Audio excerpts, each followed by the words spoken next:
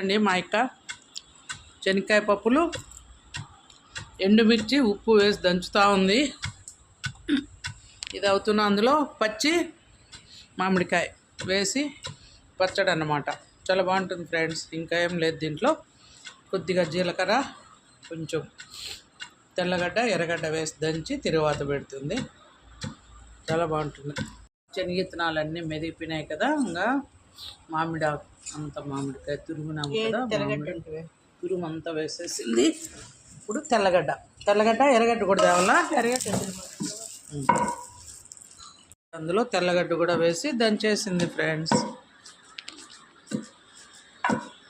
చాలా బాగుంటుంది. మీరు కూడా దంచుకోండి. ఇది మిక్సీలో అంత టేస్ట్ ఉండదు ఫ్రెండ్స్, రోట్లోనే దంచుకోవాలి. ఏం పెద్ద అవసరం ఉండదు.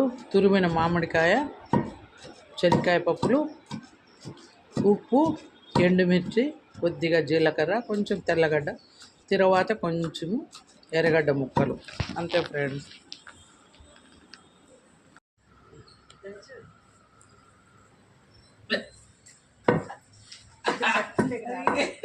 మురుగు తెచ్చిందికా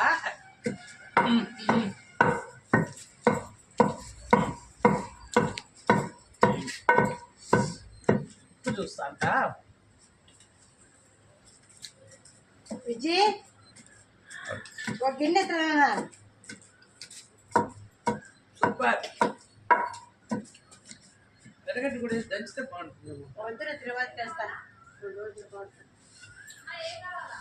గంట ఇది ఉప్పు మెదిగింటుందంటావా? నన్ను అడిగితే ఆ గిన్నెలేకే ఎత్తాయి.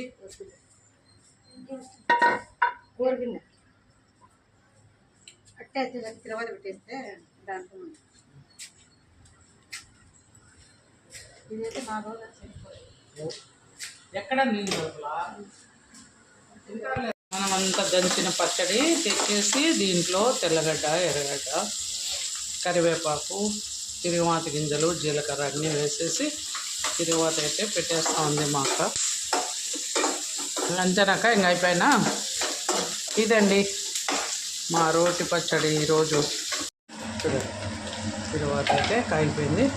అందులో పచ్చడి వేసేసినాం. ఇది ఒక వారం 10 రోజులున్నా చెడిపోదండి. వేస్తాం అలాగే. మనం ఎక్కడ ఒక డ్రాప్ కూడా వాటర్ వాడలేదన్నమాట.